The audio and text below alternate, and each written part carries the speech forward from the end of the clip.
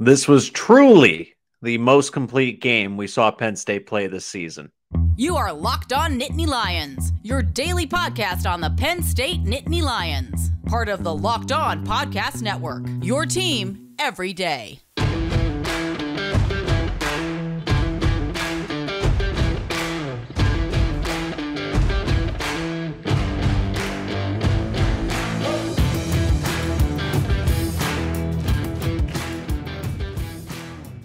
Thanks for making Locked On Nittany Lions your first listen every day. We are free and available wherever you get your podcasts, including YouTube now. That's right. We are posting to YouTube.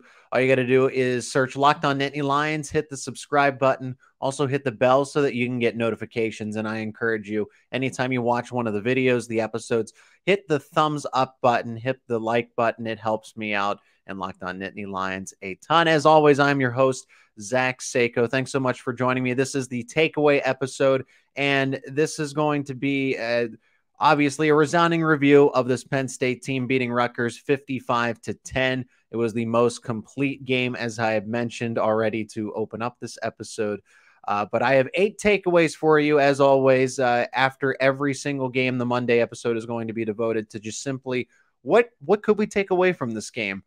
Both good and the bad, the neutral, the good, the bad, the ugly. There wasn't a lot of ugly in this unless it was on Rutgers' side of things.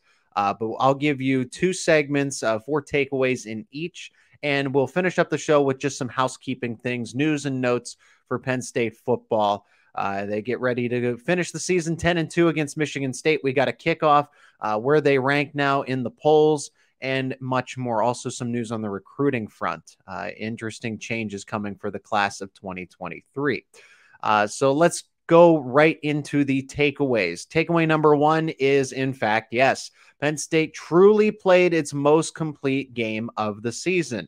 It came against Rutgers, but nevertheless, it was a complete game. You had defensive touchdowns. Kobe King, fumble recovery for a touchdown. Ji'Ayir Brown, fumble recovery for a touchdown.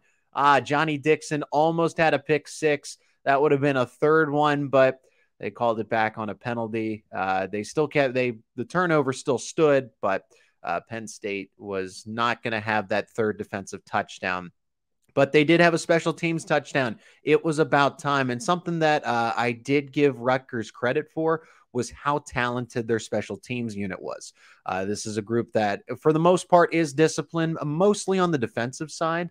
Where they are able to block kicks, block punts. They do it frequently. They just get pressure when it comes to that phase. However, they opened up a huge running lane. You probably could have driven a Mack truck through it. Nicholas Singleton, 100 yards to the house. And that opened up the scoring for Penn State. So you had defensive pressure all day long and the touchdowns. You had multiple defensive touches. The defense by themselves beat Rutgers.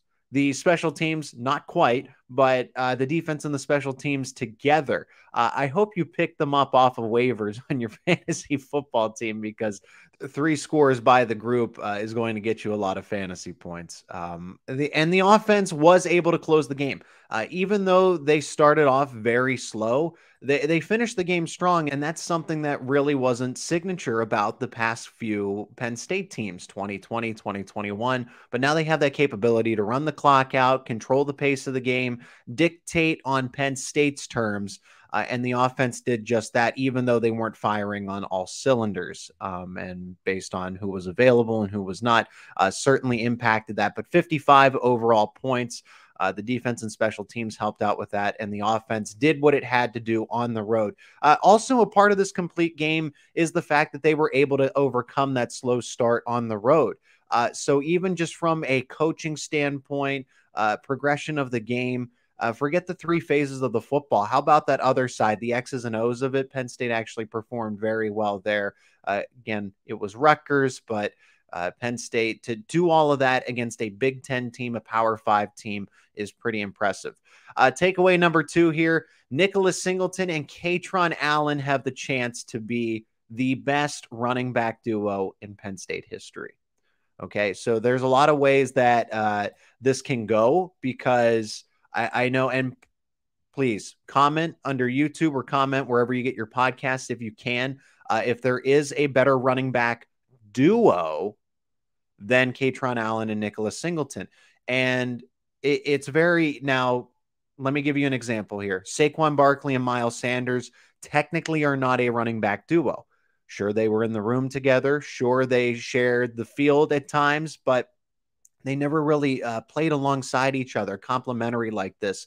I would say the next best was Ji'Ayir Brown and Noah Cain, where you had a direct split of responsibilities of carries, where you have a 1-2 punch. Find me a better 1-2 punch than Nicholas Singleton and Kaytron Allen when it comes to Penn State running backs. You had a lot of them, a lot of great singular running backs. Saquon Barkley on his own, Kurt Warner on his own, John Capoletti on his own. I know the history. Larry Johnson, Kaytron Carter. I could spend a whole episode just naming running backs in Penn State history and their legacy. Franco Harris, another one.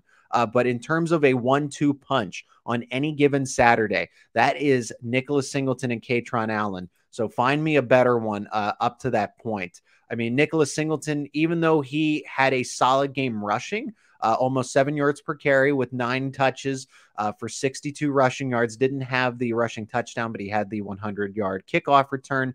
It was Kaytron Allen's day out of the backfield with 11 carries, 117 yards, and the rushing touchdown. So this was a balanced performance because you had both Singleton and Allen score in this game. I'm still waiting because my bold prediction was that both of them go over 100 yards rushing together each. And they still haven't done that yet. So we have yet to see that. But they're setting a lot of records. They're setting a lot of Big Ten milestones as well, and collecting everything they can in sight. And they still have a couple more games to do that. Just as freshmen, they are only going to get better with another offseason. And when they come in as true sophomores next year, it's going to be hard to match the production they're going to put together. Takeaway number 3, and it's another impressive freshman, that is Abdul Carter. Abdul Carter is better than Micah Parsons at this point when you compare the two. Okay, I know what Micah Parsons is doing in the NFL. He's probably going to win Defensive Player of the Year or at least be in contention for it. I know what he does with the Dallas Cowboys. But if you compare the two on their journey, on their road through Penn State, Abdul Carter is much more successful than Micah Parsons at this point. And that's just the case. Now, Carter just looks so much mature at the position, understands the game. And it's not that Micah Parsons didn't, but when he was coming out of high school, he converted from defensive end to this off-ball linebacker position. And that takes a lot, especially when you're moving back from the line of away from the line of scrimmage. Guys who move down closer into the box from safety to linebacker, linebacker to defensive end, it's actually an easier transition. So the fact that Micah Parsons did that and was as successful as he was at Penn State, still, Abdul Carter has taken this position by storm as a true freshman. You could see Micah Parsons just struggled a little bit and didn't have as much production. You saw the growing pains. It's very hard to see that with Abdul Carter at this point in time. If you look at Carter's high school tape, like, where does this come from, right? Where does this performance by Carter, were there any indicators of this? Not necessarily. If you look at his high school film, he was a solid linebacker and deserved the prospect rating that he got when he was in the class of 2022, but never did he have to do this kind of stuff. And he wasn't asked to do all these different things in high school, and defenses aren't as complicated as they are at the collegiate and NFL level. But the fact that Carter has done this much and looked as poised and has been as successful as he has, that's pretty impressive at this point. He's just executing all the plays. He's doing everything they asked him to. He doesn't look lost. He doesn't look out of sorts. He just continues to respond. Every time you say, I dare you to cross this line, and he does. I am not saying that Carter is better than Micah Parsons, but if you take the two as true freshman Micah Parsons and true freshman Abdul Carter is above what Micah Parsons was able to as an output on the field. Takeaway number 4, and this will conclude our first segment here. James Franklin gets his 100th career win, and it's something I've already pointed out. This is the best coaching job that Coach Franklin has done in his 9 years at Penn State. He's 151 all-time coaching, and that's between Vanderbilt and Penn State now.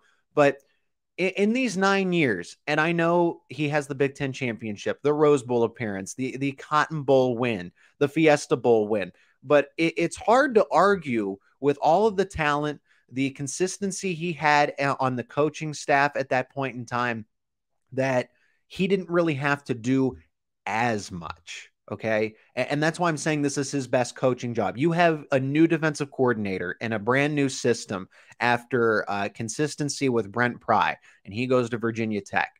You're making an effort to get your future in. Drew Aller, the 5-star quarterback, making sure that he is prepared. You make a conscious effort to get him into the ball game, even though it's going along with a lot of the criticism that Drew Aller's not getting enough playing time, but Penn State is making a conscious effort to get him in and build for that next season and two for Drew Aller's development. And just recruiting and preparing all these freshmen to play right away, play successfully. Abdul Carter, Singleton, Allen, Zane Durant is getting more leeway. You see guys like KJ Winston get into the ball game.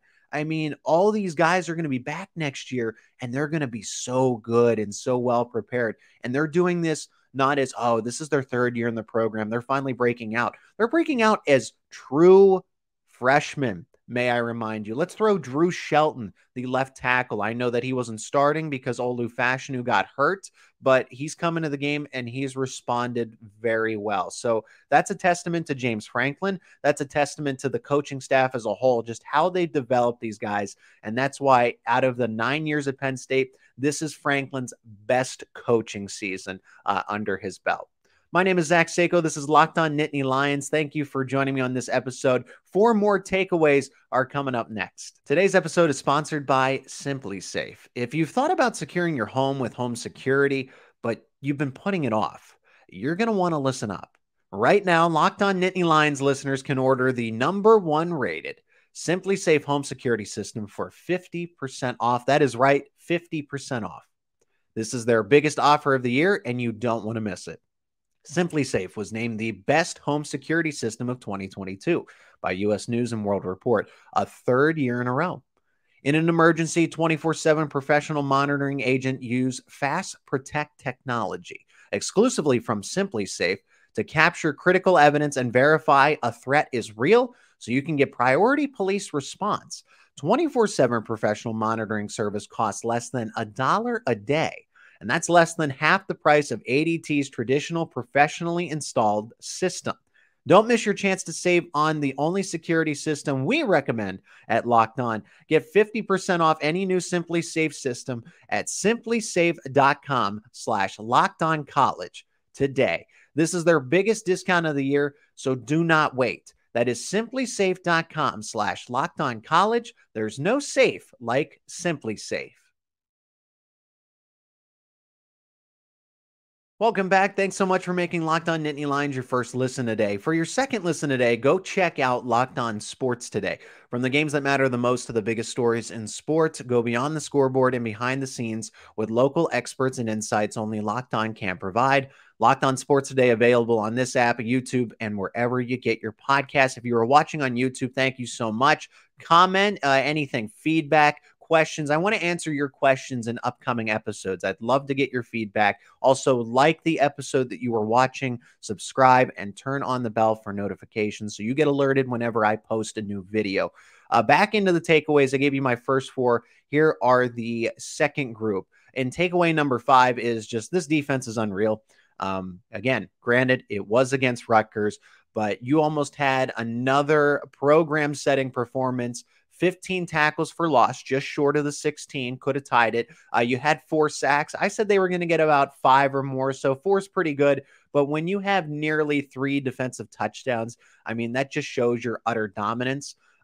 Manny Diaz and company were just able to confuse Gavin Winsat, the Rutgers starting quarterback. He's young, he's inexperienced. Rutgers doesn't really have all the talent to bail him out.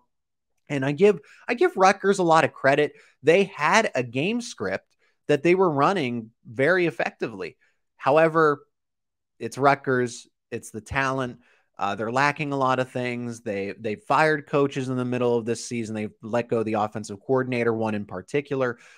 So Gavin Wimsatt doesn't have a lot of help, but he showed flashes. He showed comfortability early in the game. But what happens when Rutgers gets off that game script? And Penn State's defense really dictated the entire game. Why the offense didn't really have to do as much is because the defense did everything.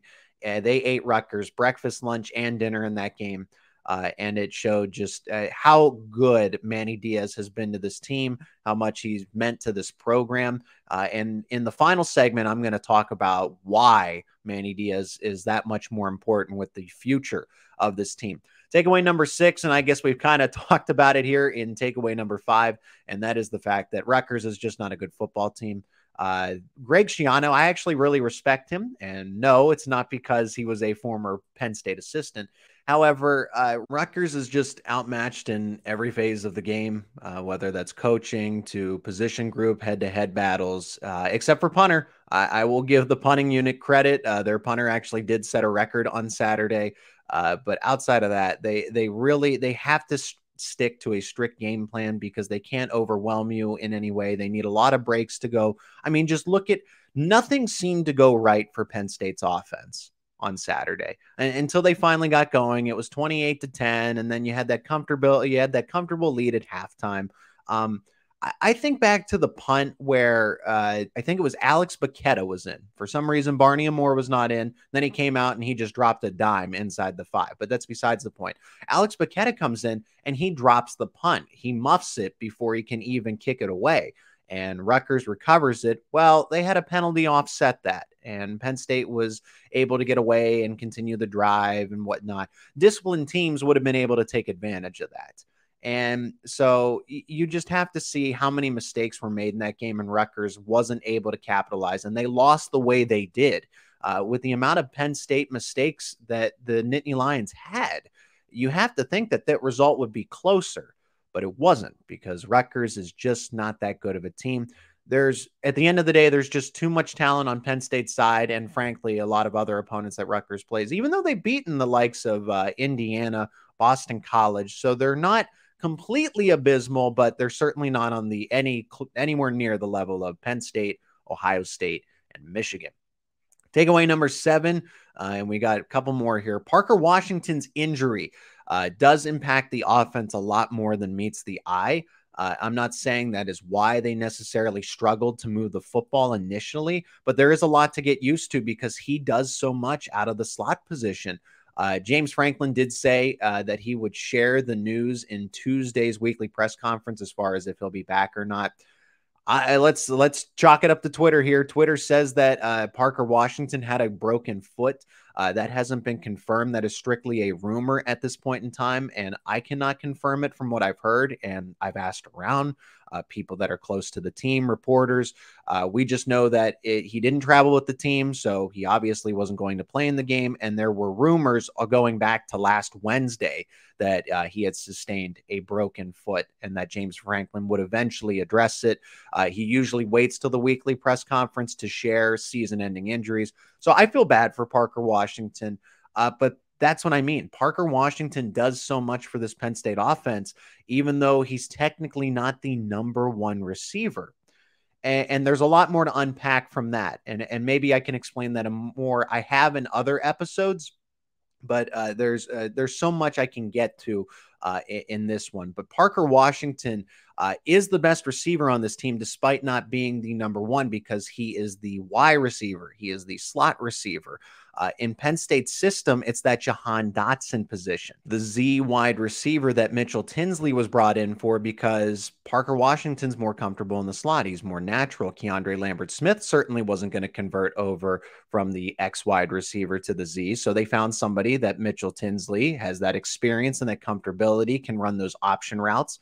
And that's why he's there. But in this offense, it is the Z wide receiver that is technically the number 1, even though I would argue that Washington is the better, even though Tinsley's as talented as he is. But what does Parker allow Penn State's offense to do? Well, it allows them to stretch the field horizontally, meaning that they can go to the outside on any given time. He forces defenses, and along with the tight ends, this is a big help, to really focus into the middle. And that allows Penn State, for example, to have those boundary bubble screens that are so successful. That is because Parker Washington gets a lot of attention in the slot, whether it's safety help, a lack of moving maybe a more talented boundary corner inside to pay attention to Parker Washington. He allows Penn State to have all of the field rather than it be condensed. And it showed. It really showed against Rutgers because Penn State wasn't allowed to be as flexible in the horizontal aspect of the field. They really had to focus on the middle. Mitchell Tinsley moved inside. That's how they had to adjust, and he did. He did well. He led the team in receptions. He led the team in yards. Trey Wallace had a solid game. Keandre Lambert-Smith, a little underwhelming, had only 3 receptions for 9 yards. But it showed that Parker Washington was missing against a better opponent. It would have been a little more glaring, but once again, it was Rutgers. So they were able to get away with it. But Parker Washington does add an extra element to this offense that they will need against Michigan State, and they will need for a bowl game and any hypothetical matchup because you are going to play a top 10 team. And perfect segue into my last takeaway. Number 8 is my personal bowl projection has not changed. I think they will end up in the Orange Bowl against North Carolina or Clemson.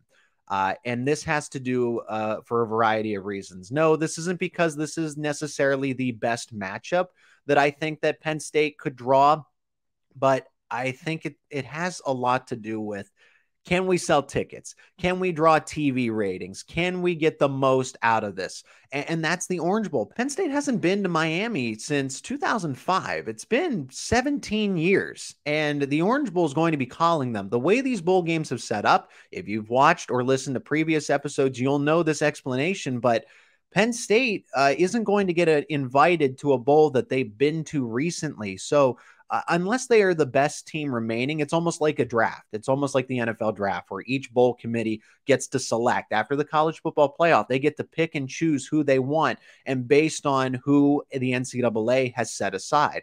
So let's look at the Orange Bowl. That is a Big Ten versus ACC matchup, and the Orange Bowl is going to have one of the first selections.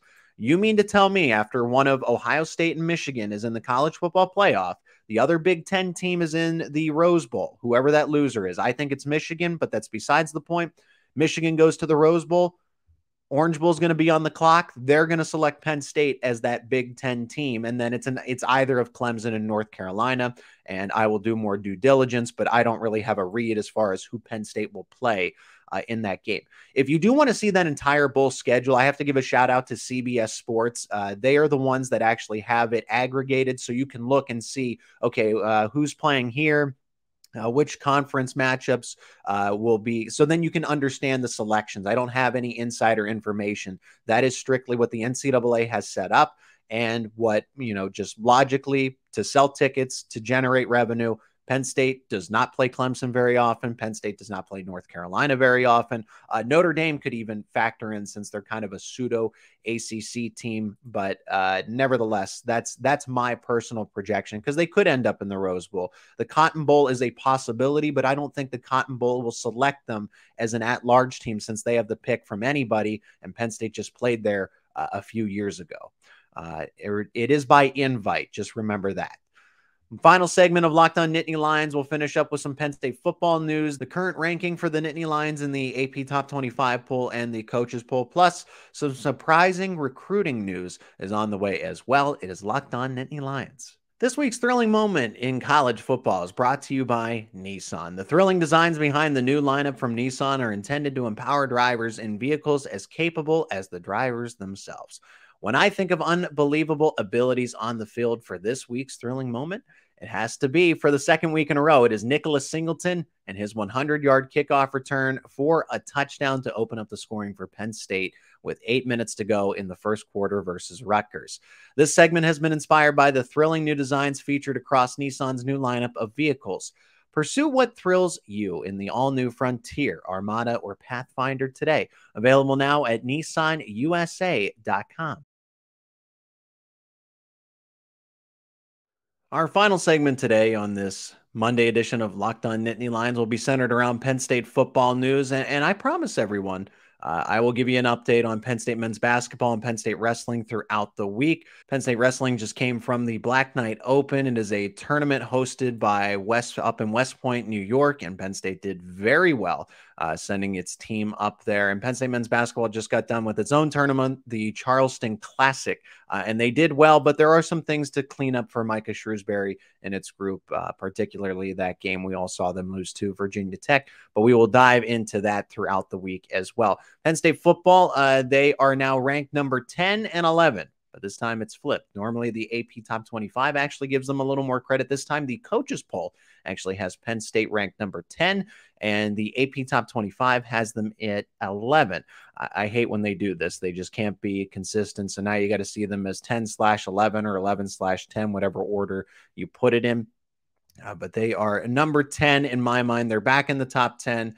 I think that, and now one of the reasons that they're not top 10 in the AP Top 25 is because they have Tennessee at number 9. The way they got thumped by South Carolina, which is a good competitive team, but still a middle of the pack team, 63 points by the Gamecocks and Spencer Rattler, who transferred over from Oklahoma.